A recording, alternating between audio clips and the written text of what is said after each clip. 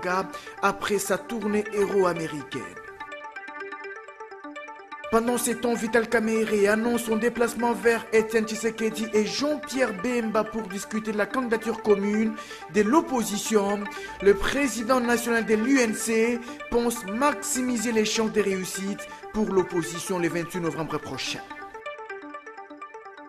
À l'Assemblée nationale, l'on a entamé depuis ce mardi le vote article par article de l'annexe de la loi électorale sur la répartition des sièges, un vote engagé après l'économie du projet de loi présenté par les vice-premiers ministres de l'Intérieur. La communauté internationale a célébré ce mardi la journée internationale des peuples autochtones. En RDC, le gouvernement congolais, en collaboration avec l'UNFPA, entend promouvoir les droits et le développement des pygmées, peuples autochtones de la RDC. Gaël Kibungu vous présente ce journal. Bienvenue à tous.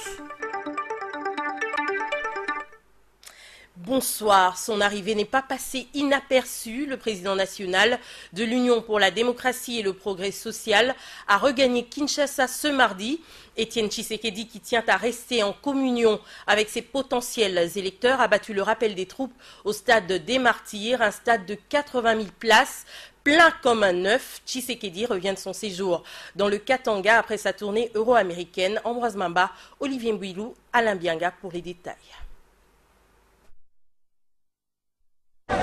La mobilisation était réussie pour l'Union pour la démocratie et les progrès sociaux. Ces militants de l'UDPS étaient en direction du stade de Martyrs.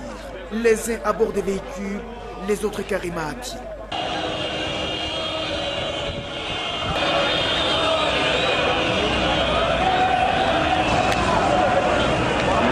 Ici, à la hauteur du stade Tata Raphaël, ces jeunes s'étaient décidés à démontrer leur force. Etienne Tshisekedi revient de son séjour dans les Katanga en provenance de sa tournée euro-américaine. On y a également noté la présence des autres partis alliés, le MLC, ainsi que la dynamique Tshisekedi président.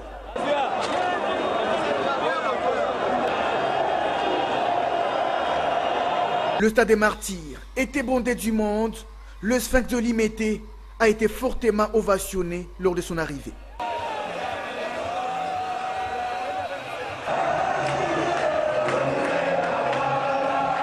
Tshisekedi a donc relevé le défi en faisant le plein du stade des Martyrs, un stade de plus de 80 000 places assises.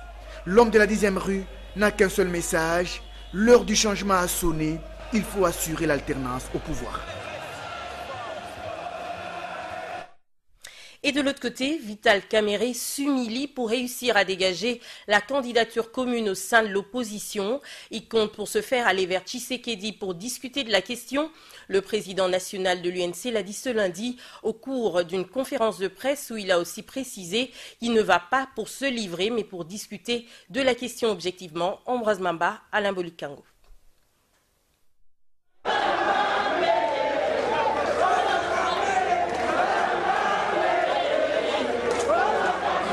Vital Kamerhe a été plébiscité candidat de l'UNC à la présidentielle. Mais quelques jours après les congrès de son parti, il mise sur les chances de réussite pour l'alternance au pouvoir. Ces chances de réussite, c'est l'unité de l'opposition pour une candidature commune. À 3 mois des élections, l'opposition ne doit pas se voiler la face.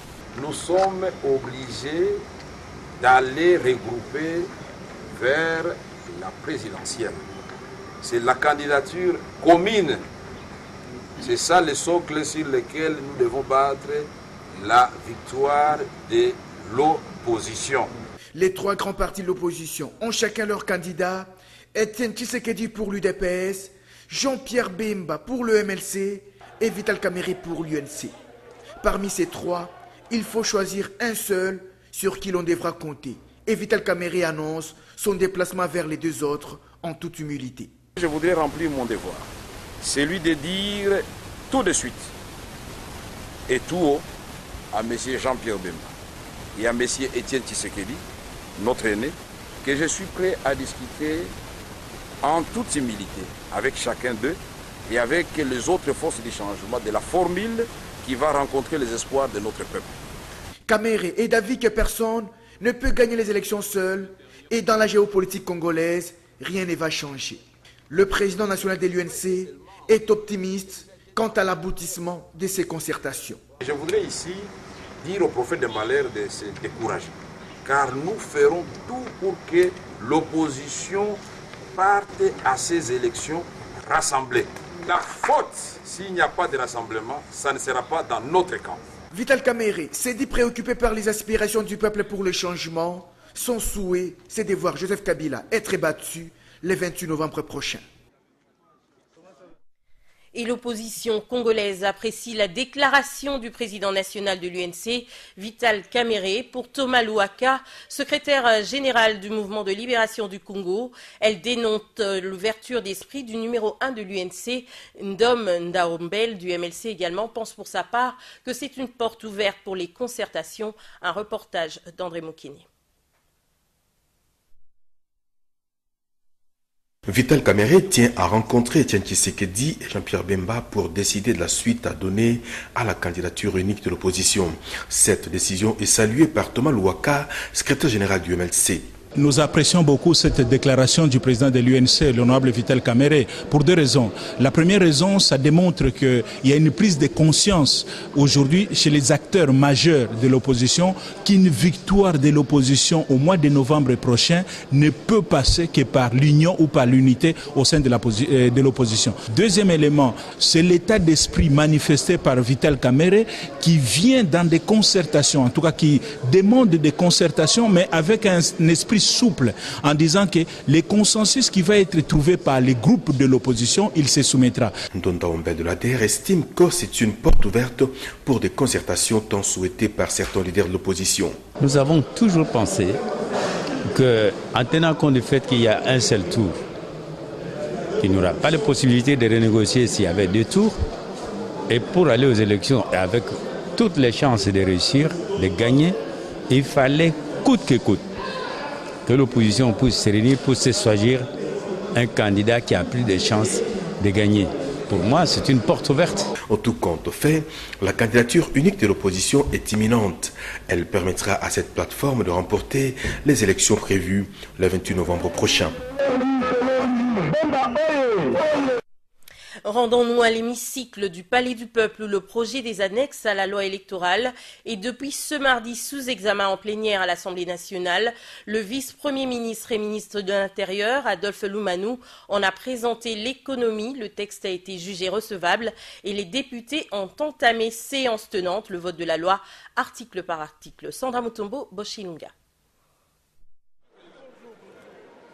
Au cours de la présentation du projet des annexes à la loi électorale, Adolphe Loumanou, vice-premier ministre et ministre de l'Intérieur, a soulevé que le dit projet de loi est le reflet de nombre d'enrôlés. Pour la députation nationale, deux étapes caractérisent la répartition des sièges.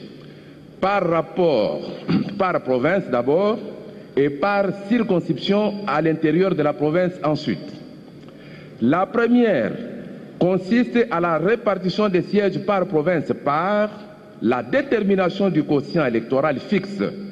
Ce quotient électoral fixé à 64 049,28 s'obtient en divisant le nombre total d'électeurs enrôlés en République démocratique du Congo, soit 32 024 640, par le nombre de sièges à pourvoir à l'Assemblée nationale. Voilà, cette répartition de sièges pose problème, estiment certains députés de l'opposition et de la majorité. Pour Ernest Kiaviro, la diminution de sièges à Beni, au Nord Kivu, est due à l'insécurité enregistrée dans ce coin du pays. Il y a un problème d'insécurité qui se vit notamment à Beni.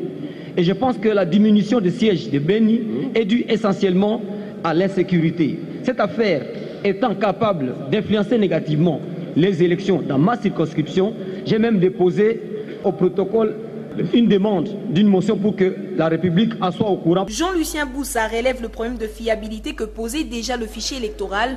Pour cet élu, un fichier électoral corrompu corrompt par la même occasion la répartition de sièges circonscription par circonscription. Il a même présenté deux cartes d'électeurs appartenant selon lui à une même personne. J'ai ici deux cartes d'électeurs. La carte d'un même individu, enregistrée tantôt au genre féminin, tantôt au genre masculin. Que la CENI nous amène la liste d'électeurs circonscription par circonscription.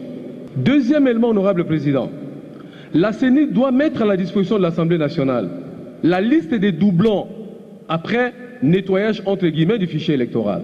Le nombre de sièges étant dépendant du nombre d'enrôlés, Jean-Claude Vouemba propose l'augmentation de sièges dans certains coins du Bas-Congo. Nous remarquons que certaines circonscriptions avec un nombre d'enrôlés inférieur aux autres bénéficient pourtant d'un nombre de sièges supérieur. Ainsi, les circonscriptions suivantes devront bénéficier d'un siège supplémentaire au regard du solde dégagé des enrôlés. Il s'agit Songololo avec un solde de 45 862, Katakakombe avec un solde de 42 948, Kassangoulou avec un solde de 41 974. Ce projet de loi déclaré recevable n'a pas été renvoyé à la commission PAJ comme souhaité par certains.